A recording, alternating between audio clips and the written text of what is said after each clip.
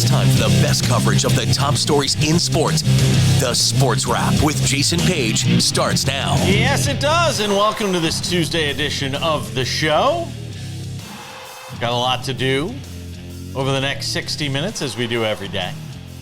Getting you caught up on everything going on around the sports world. With me and this man, Sammy Arnell, who hangs out with us on the show most days. David Aardsma will join us coming up in about 20 minutes for a American League MLB preview. We'll get to some thoughts with him on, maybe some division winners, some wild card picks. Sam will have best bets coming up later in the show for the American League as we look at the 2025 season. If you want to lock your money up in something, Sam will be here to help you do that. And God, stop making that motion. God, what, you don't like Johnny Manziel? Oh my what? God. Come on, Jesus. We are a pro Johnny Manziel. By the way, did you see that Baker Mayfield? I should talk about this in the next segment. I'm just going askew here, but did you see Baker Mayfield and Tua were like hanging out on a boat somewhere? Did you see the video of this? Yeah, like supposedly they're they're like bosom buddies now, supposedly. Huh. I don't know. Yeah, I don't know. You'll have to look it up when you get a chance. Well, it makes sense. Both Florida quarterbacks, both played in the SEC. What else? Come on, you got any other? I thought you were going to give me something witty, like, both will make the playoffs but never win anything. Something like that. No, but that is true. Okay. Tua might not make the playoffs. All right. Let's start things out in college basketball and in the women's game. And I think everybody's heart just sank on Monday night watching JuJu Watkins go down with this season-ending ACL injury. And, I mean, you knew it right away. You could see the second she went down that it was obviously bad news for her. And her season comes to an end. And with it, you have to wonder if the title hopes for USC come to an end. As her sophomore season ends with this devastating ACL injury, and there's a lot of branches that sort of go off this story that I want to get into. First, from the women's basketball perspective, we've seen plenty of collegiate players suffer these kinds of injuries and still bounce back and have amazing careers, and I have no doubt that at 19 years old, JuJu Watkins is going to be fine. In the long term. I think Paige Beckers had this same thing, either the Achilles or the ACL. Yep, yeah, she did. Yeah. So and we've seen her bounce back and have a great career. And obviously she will in the WNBA as well. But there's from a women's basketball perspective, right? Let's talk about it. You got to feel like if I think the odds makers have quickly caught up to this, that the UConn Huskies women's basketball program could be the biggest beneficiary, sadly, of this Watkins injury, because they were slated to play USC in the Elite Eight, which they still might. I mean, I don't think it would be crazy to think that USC couldn't still get all the way to the Elite Eight even without JuJu Watkins. There's obviously a lot of talented players around her. But UConn now is plus 170 to win the entire women's basketball championship. South Carolina at plus 190, and then there's a drop-off to UCLA at plus 650, and we go from there. And I know the number is weird, Sam, at plus 170, but would you put that kind of money on UConn, on the women right now? I just, before we get to that, the USC women are 27-1 now. Yep. To win this whole tournament. Mm-hmm. Like, that's how good JuJu this Watkins one player was. Yeah. That's how special. Good point. And I've been trying to tell you this since her freshman year. Mm-hmm. JuJu Watkins is the real deal. Jason, you are exactly right. This is heartbreaking. Doesn't even seem to do it justice. Yeah. This was a USC team that could do it this year. This was their year. And against Mississippi State in the round of 32, heartbreaking stuff. Yeah, it is. For the USC women's basketball program. Yeah. To the deviation, my head, obviously, when this first happened, went straight to a conversation that you and I had, 10 days maybe ago? a couple months ago at this point, feels like weeks ago, about Gino and does he need to win another? Well, here's your best shot. Yep. And what may very quickly become your last. Maybe next year too, especially if Juju's going to miss that whole year, because, you know, the recovery timetable on those injuries is horrific. All that said, I'll split the unit between South Carolina and UCLA. I don't think that UConn has it this year. I simply don't. And if you're going to give me Dawn Staley and what she has done with that South Carolina program over the last, decade pistol. and a half, Don't forget, Sam, UConn pistol whipped them during the regular season down there on the road. Okay, so maybe this is the Bills fan in me coming out. I'll say that full front. Yeah. But like motivation, hello? Yeah. They've seen what they're gonna do. They've seen what UConn has to do to win. Yeah. Real quick, because there's one other thing I want to bring up about this JuJu Watkins injury, and we'll get to it in just a moment. After a word from our friends over at Edge Boost, taking sports betting to the next level. And that's why I am pumped to tell you about our friends at Edge Boost, the financial platform paying you cash back to wager. Edge Boost is an online bank account that pays you for every deposit. And with the Edge Boost Visa debit card, you're getting up to 0.5% cash back on all your sportsbook, daily fantasy site, and casino transactions. Free money back in your pocket just for doing what you're doing already. It's a no-brainer. Plus, your Edge Boost debit card starts with a $250,000 daily limit, and it'll never be declined for gambling activity. They've got built-in tools to help you stay responsible, and there's absolutely no hidden fees or minimum required balances. So stop leaving money on the table. Visit edgeboost.bet to learn more and sign up today with our friends. That's edgeboost.bet, or just scan the QR code below. Use my promo code WRAP, W-R-A-P, and get yourself an account upgrade.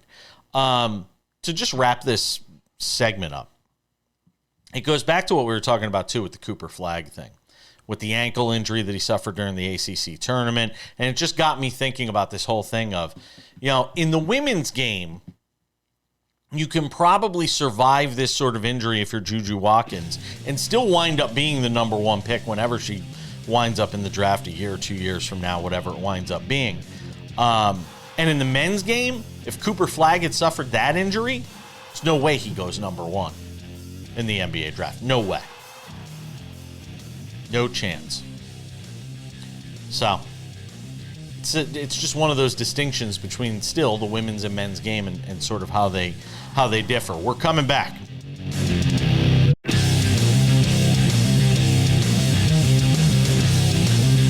All right, coming up in 10 minutes, David Aardsma, former MLB reliever. He's our closer. Get some thoughts with him on the American League. We're doing the American League with him today, the National League with him tomorrow, all leading you up to opening day in Major League Baseball just a couple of days from now. Yankees Brewers, baby! Let's go! Can't wait. Pumped. Yes. We'll talk about this tomorrow on the show with David, doing our National League preview. Sure. But I just keep going back to this, and I keep mentioning it to so many people and on every different show. Yeah. I think it is so funny that the best maybe matchup overall, but definitely pitching matchup on opening day of 2025 comes between the Pittsburgh Pirates and the Miami Marlins. That just gets me fired up, man. Two smaller teams, two not huge market teams. Like, that's what baseball is about. Okay. That's all I got for you. Sure. It's the Pirates and the Marlins. Everyone's going to be tuned in. No, they won't. Nobody's going to be tuned into the Marlins and the Pirates on opening day. You don't want to watch Steens versus Sandy Alcantara in Sandy's comeback start. Timeout. To watch them go 5 innings each because it's opening day and nobody's built up? No. I'll watch those first 5 innings then. Bet the first 5. Sure. Yeah. Let me know how you do. Speaking of that, best bets from Sam coming up as well. Gosh, the total in the first American 5 might be a half.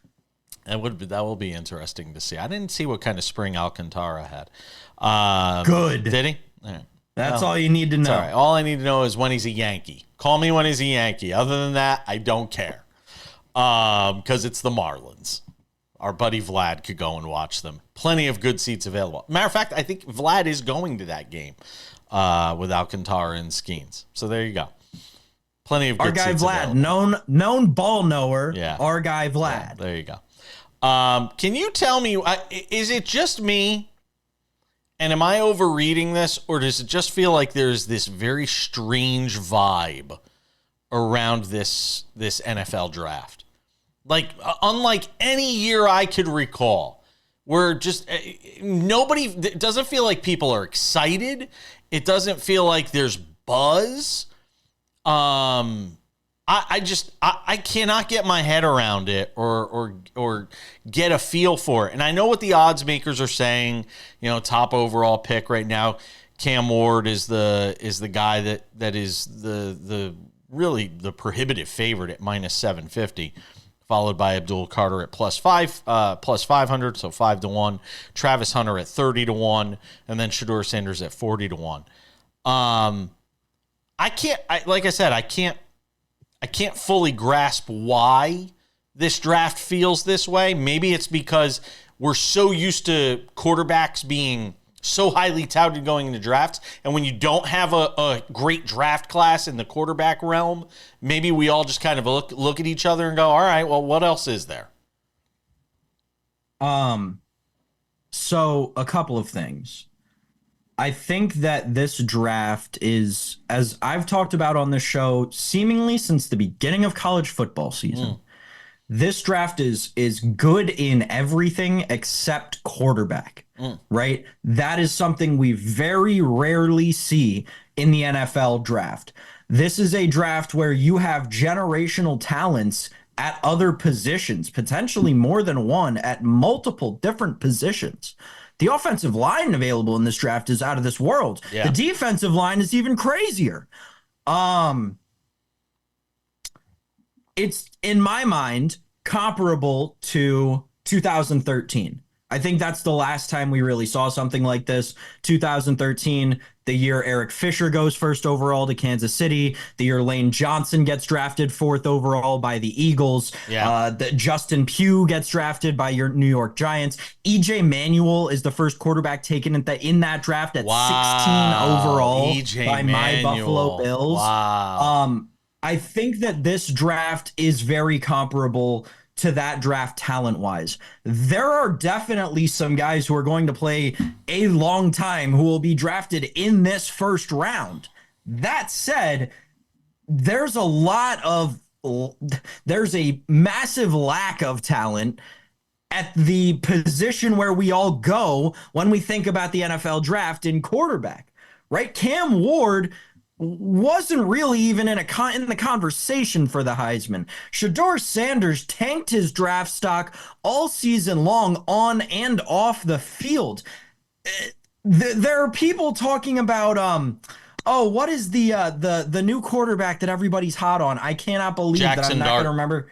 Jackson. No. Tyler Shuck. Tyler Shuck is a name that did you hear Tyler Shuck's name once during college football season? Not. That's where we're at. And people are talking about him going in the first round. That's where we're at with this NFL draft, Jason. It's so deep at other positions that it's throwing people off in massive ways.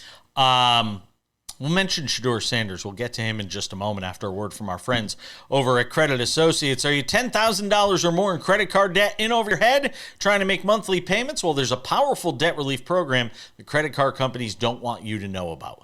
Overcome the debt trap of multiple credit cards, high payments, and high interest rates that keep you in debt for decades, and you can do it with one affordable low monthly payment. Credit Associates Debt Relief Program can help you resolve your debt in as little as 24 to 36 months, and that'll save you thousands of dollars and decades in debt. Find out how much you could save right now. Call 1-800-747-5362. That's 1-800-747-5362, or just scan the QR code below. I wonder if it was a little bit of gamesmanship from Shedeur Sanders in the last minute here, Sam. With him and Travis Hunter scheduling their pro day after Cam Ward had his, to try and make sure, the last image, the last impression in the minds of scouts and GMs is Shedeur Sanders and Travis Hunter. It was something I hadn't even thought about until you brought it up. I think it's a good point. Not even so much so for what they do on the field, more so for the meetings they have off the field. Because, everyone's going to tape everything that happens on the field. You can go back and watch that 100 times over and side by side. There's not going to be a ton of bias there. But if you meet Shedeur later than you meet Cam Ward, I do think that has something to it, Jason. It's getting that last impression in. It is remarkable how much Shedeur Sanders' draft stock has fallen, though, from where we were, start of the college football season. He was a foregone number one. He was. Let's talk baseball. David Aardsma joins us next.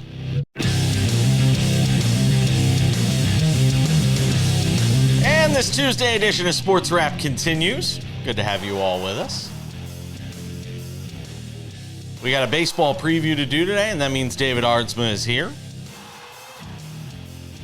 It would have started 10 minutes ago in terms of recording the segment, but Sam had a game of like 50 questions with David Aardsma before we started the segment, so we might run out of time today. Like, really? Fun questions. Jason, the questions no one else asked. God. Jason, there are only so many times in this young ball knower's life that he gets to regularly converse with somebody who lived out his dream for multiple years, the better part of a decade. I'm going to ask every question I want, especially when it comes to the little intricacies of the show. You mean the show, not this show. Right, the show. Yeah, the show, the real show, the one that matters. All that really matters. Yeah, of course. All right, let's talk some American League. We're gonna do American League today, National League tomorrow, with former MLB reliever David Aardsma here on the show, Sirius XM Radio, MLB Radio as well, joining us here on the program. So, I mean, look, we've talked throughout this entire offseason and now in spring training about the Yankees and the loss of Juan Soto, the other additions they've made, the Paul Goldschmidts, blah, blah, blah, blah, blah. All the stuff they've done. And then they suffer all these pitching injuries. So let's start in the AL East. And I talked to you about it over the last couple of weeks. I feel like this AL East, I mean, I don't care what the odds makers say. And I haven't looked in the last, 24 to 48 hours to see if the odds have narrowed at all. It's still the same. Yeah, I don't see it being the Yankees, as this runaway in the AL East, David.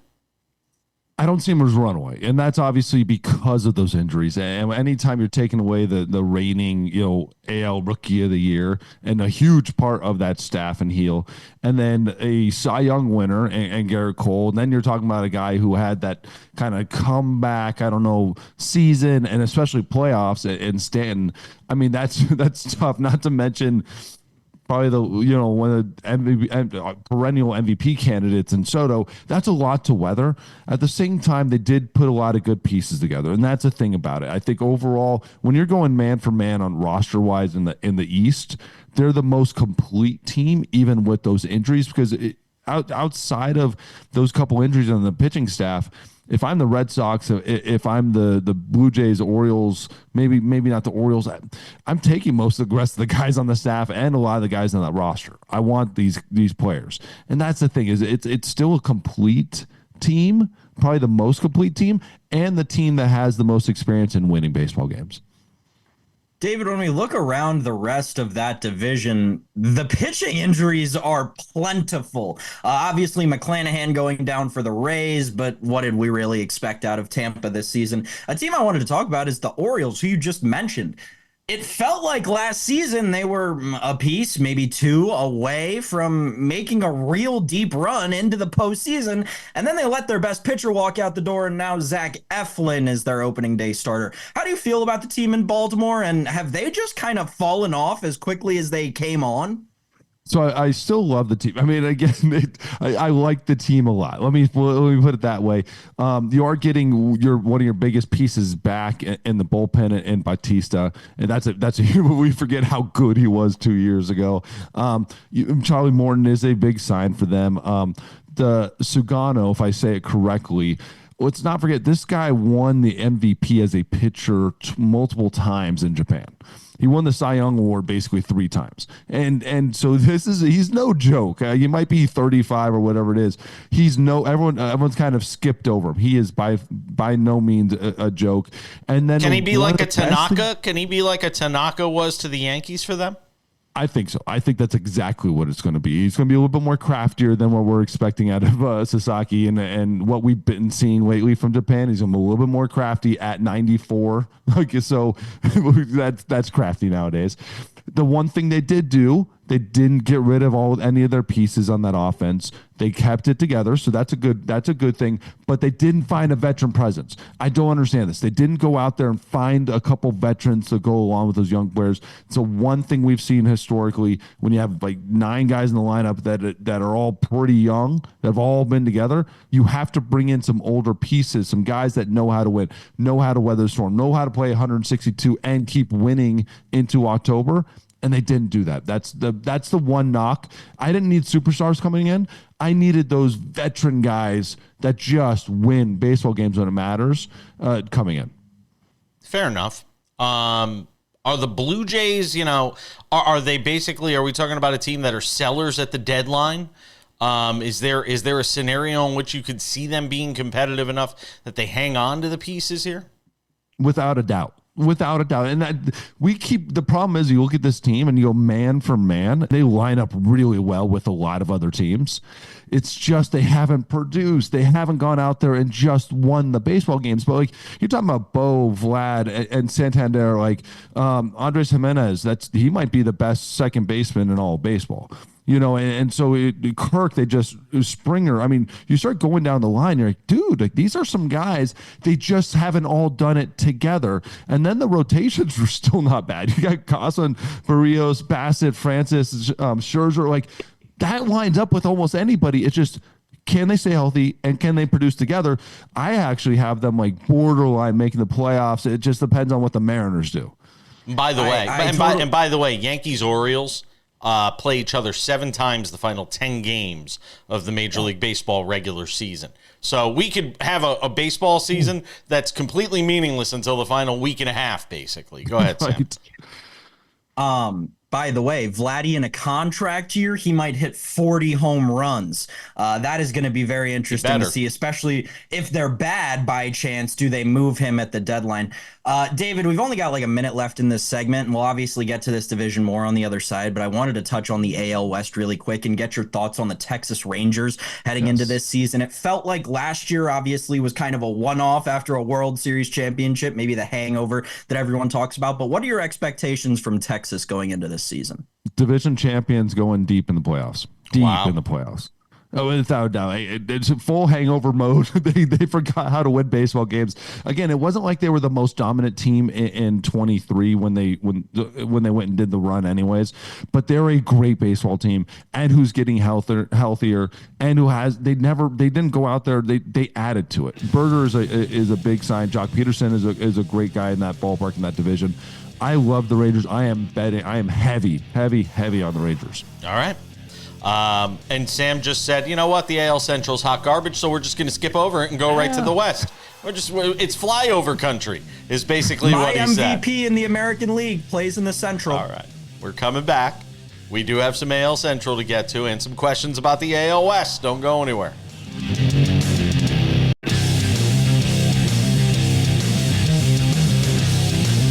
Good to have you with us on SportsWrap. Tomorrow, Josh Berry on the show, NASCAR winner in Las Vegas a couple of weeks ago.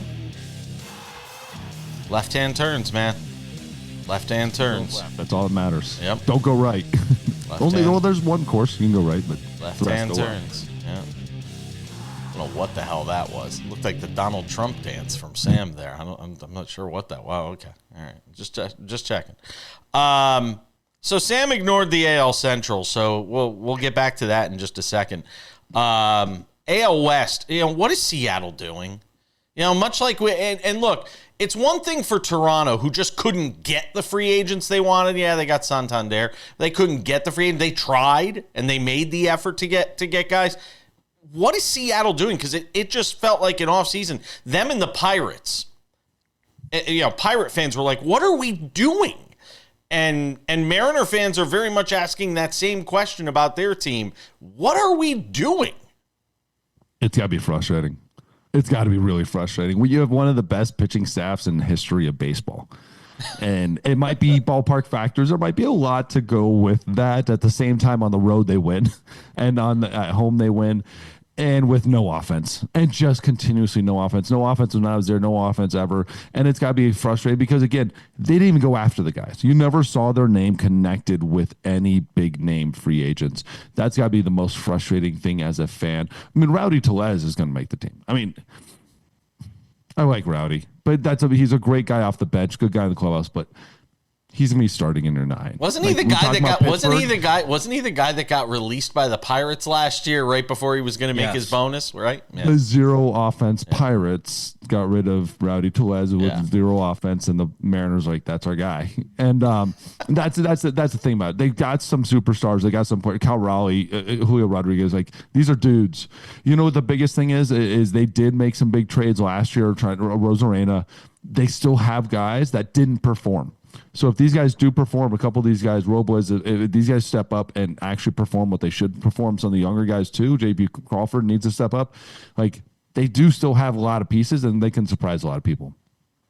So I just got to get in here real quick on the Mariners, because to me, David, and I want your thoughts on this, it seems, hello to our friends in Seattle, it seems like there's some amount of organizational failure here. And I think an under the radar move that kind of epitomizes that from just these last couple of days was the release of Mitch Haniger, right? Here's a contract that another team gave a guy that you trade for to take on and take a gamble on this guy.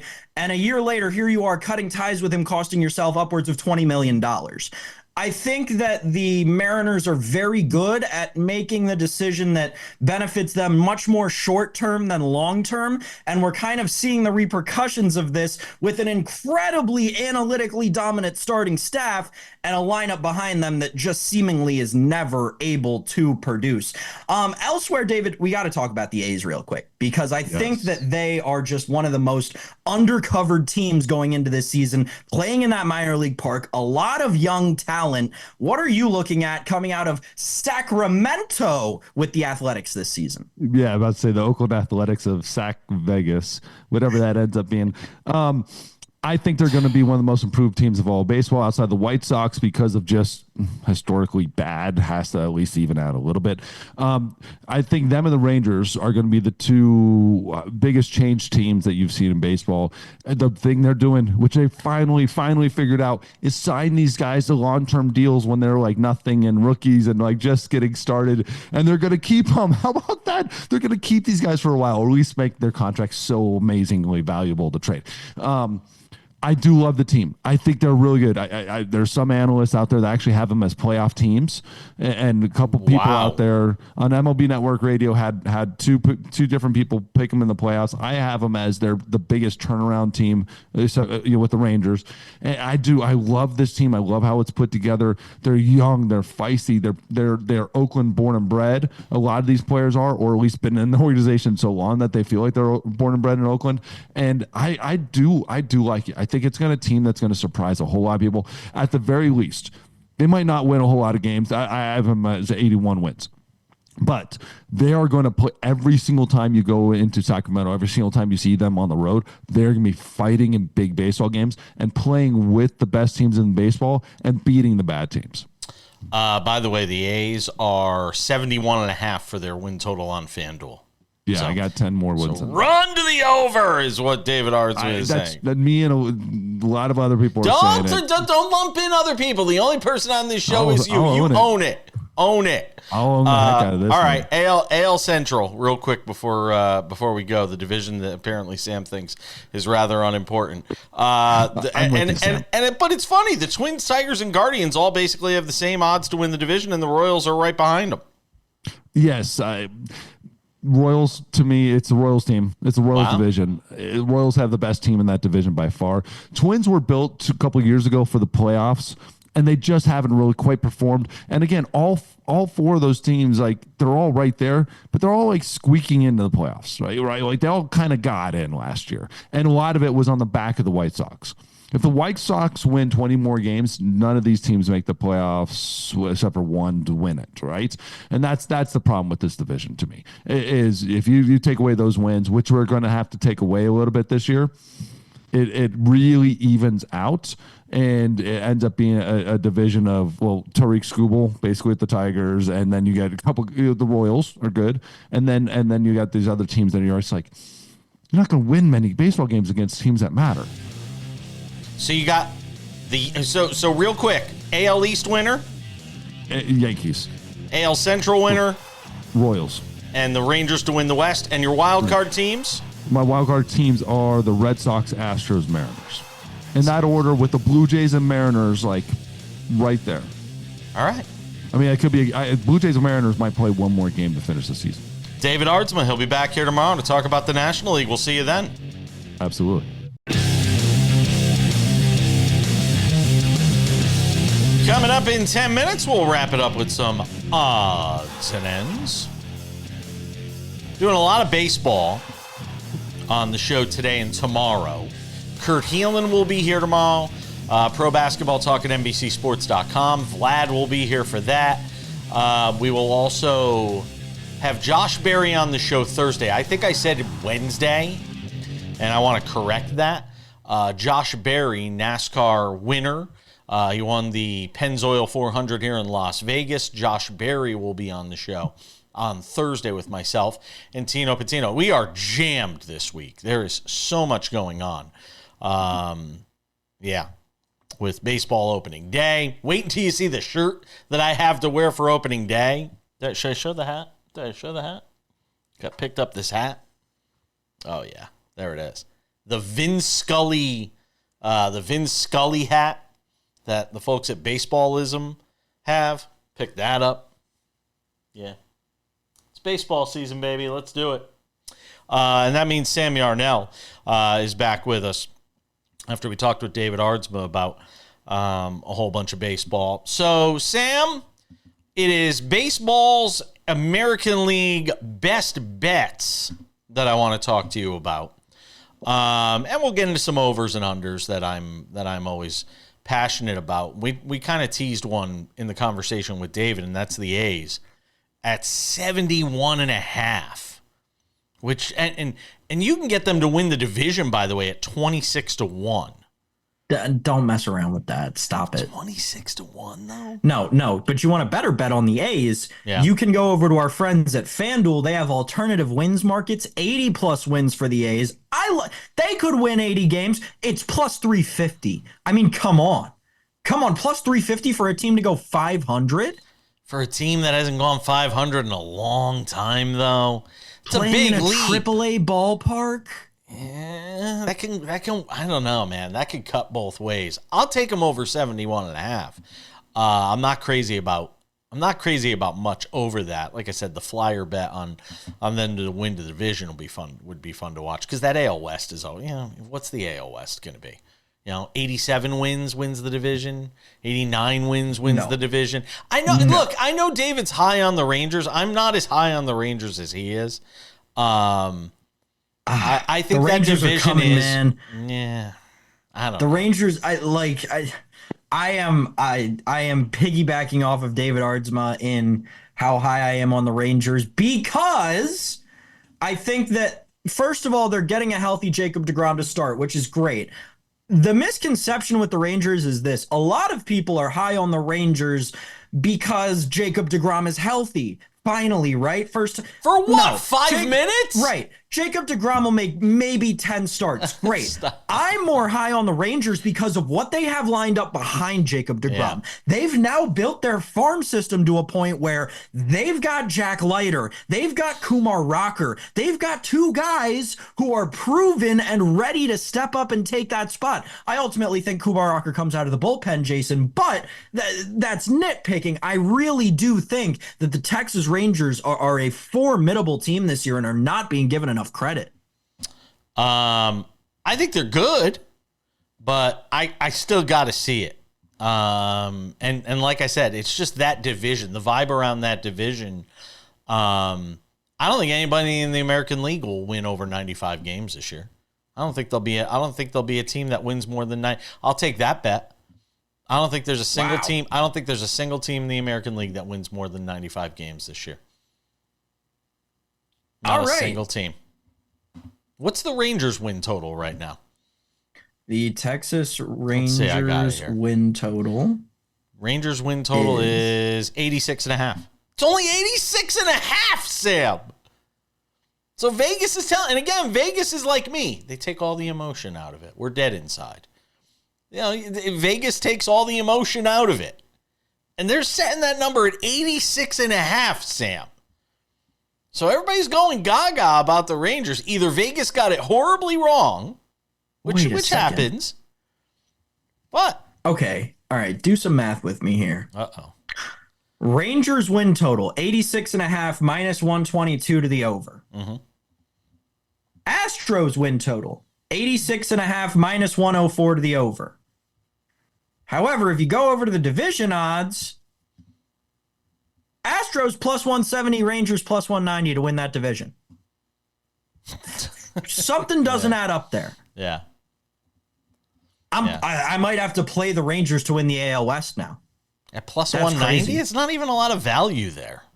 I mean, to lock your money in, to lock your money in for the whole year. 6 of 10 in May, and I can get them at 2.5 to 1. Even the Mariners at plus 200 doesn't feel like a right number. It feels like the Mariners to me should be like plus 350, plus 400. Agree. Agree very strongly. All right, real quick. Now let me get to my picks that I already we got a minute left. You're managing the time poorly once again. Rex Ryan clock management. Go ahead. I'm sorry. All right, here's what I'm playing in the American League. We'll get to my National League futures tomorrow. First of all, Cam Smith, the Houston Astros rookie to win AL Rookie of the Year. I'm saying this because it is a market I am partially responsible for, so I want to toot my own horn a little bit. Right. I asked FanDuel to put it up here in New Jersey. They did. It was 75 to 1. I bet it. It's down to 13 to 1. Get your Cam Smith AL Rookie of the Year tickets. The kid looked awesome in spring training, and he's going to do great things in that lineup. I'm playing Jose Ramirez to win AL MVP at 22 to 1. Woo! I think that he stands out for that team in an AL Central that the Guardians can still win. Jose Ramirez is your AL MVP. Give me the Baltimore Orioles to miss the playoffs. I played it at plus 156. It's down to plus 116. I don't think the O's get in this year. And let's get a little spicy with the ending. White Sox under 11.5 wins by the end of April at minus 125. That's what I'm playing in the American League, Jason. I think the AL East gets 2 playoff teams, Sam. 3 playoff teams. Yankees, Red Sox, and Orioles.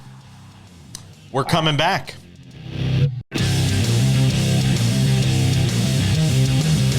Welcome back, getting set to put the wraps on this Tuesday edition of the show. A reminder, if you have not done so yet, make sure to check out the SportsWrap with Jason Page podcast, available on all your favorite podcasting platforms. And it's there every day unless I forget to hit the publish button like I did on yesterday's show, and I hit it on Tuesday morning, which is entirely possible. It happens from time to time. So go and check out the podcast, available on all your favorite podcasting platforms: Spotify, Apple Podcasts, YouTube Podcasts, iHeartRadio, TuneIn, Odyssey, Amazon. I forgot Amazon. Who could forget Amazon?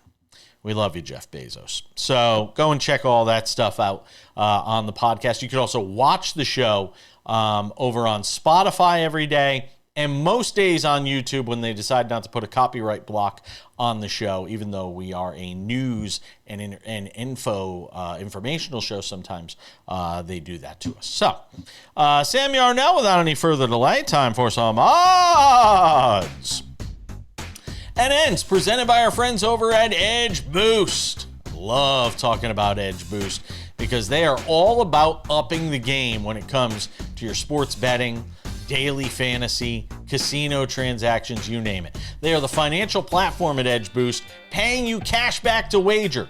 Edge Boost is an online bank account paying you for every deposit.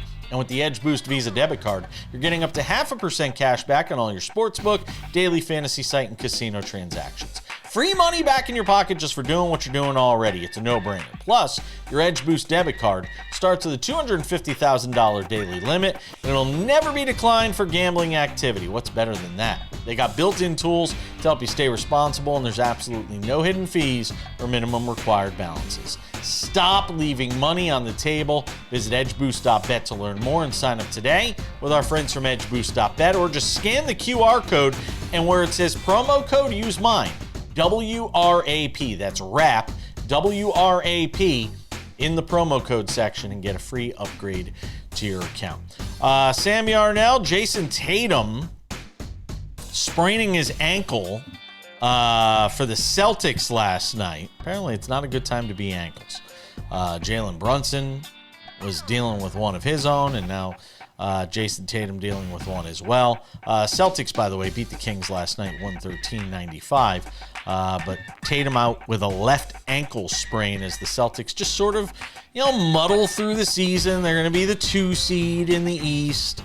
A lot of people think it's sort of a fait accompli that will get them and the Cavaliers in the Eastern Conference Finals. I'm not necessarily convinced of that, but they're certainly going to have to baby Jason Tatum here down the stretch. Yeah, didn't this happen to the Celtics? Every single time we talk about this basketball team, all I think of is, man, didn't that happen last year? And then look what happened. Didn't they miss Jaylen Brown? Porzingis was hurt. Porzingis, right. For 2 weeks leading up to the playoffs, or a month leading up to the playoffs. This is that. Massively frustrating, the parody of one team to its own self the next season. Regardless, feels like deja vu all over again. The Celtics, by the way, still the favorites to come out of the East. To come out of the East at -145, with the Cavaliers at +175, and then there's the Knicks at 10-1. Ugh, feeling value-y. No. Are we really going to do this runaround again? Give me the Knicks at 10-1. 2 years in a row now? Give me the Knicks at 10-1. I'm right there. Oh, my goodness. You got to do it at some point. Give me the Knicks at 10-1. No, you don't. You got to do it at some point, after you fire Tom Thibodeau. That'll never happen. They'll never fire Tom Thibodeau. Right. It'll be right when James Dolan sells the team. That's never going to happen either. Which will never happen either. Exactly. Odds and ends. Game of the NCAA tournament is on the women's side, and it was between Maryland and Alabama last night. So Maryland's had a couple of exhilarating wins. Obviously, the Derek Queen game winner, which we talked about on yesterday's show. And then on the women's side in the NCAA tournament last night, Maryland getting a really good win in double overtime against Alabama. Best game of the NCAA tournament so far. It was on the women's side. What was it? 108, 101, I think, was the final. It's funny to me that Maryland has, on both sides, the men's and the women's, played in the best game of the tournament, right? The Derek Queen buzzer beater against Colorado State. And then this was a marathon, Jason. I was watching it live, and it was a fun game to watch. I think we should, as much as, the storylines, especially over the past 2 years, have picked up a ton out of the women's tournament, I think that we should look for a little bit of a shift with these last two men's tournaments compared to these last two women's tournaments. I think there will be a little bit more casual viewership of the women's tournament going forward. Yeah, I think there's something to be said for that. How about on the women's side of tennis? Tennis, anybody? Coco Gauff is out in Miami at her hometown tournament. She falls in straight sets on Monday. And look, a disappointing season continues for Coco Gauff, who continues to struggle right now, losing to Magda Linette, 6-4, 6-4. Woo! Yep, exactly. Unseeded Magda Linette, by the way. We're out of time. Thanks to David Aardsma, you for watching. See y'all back here on Wednesday.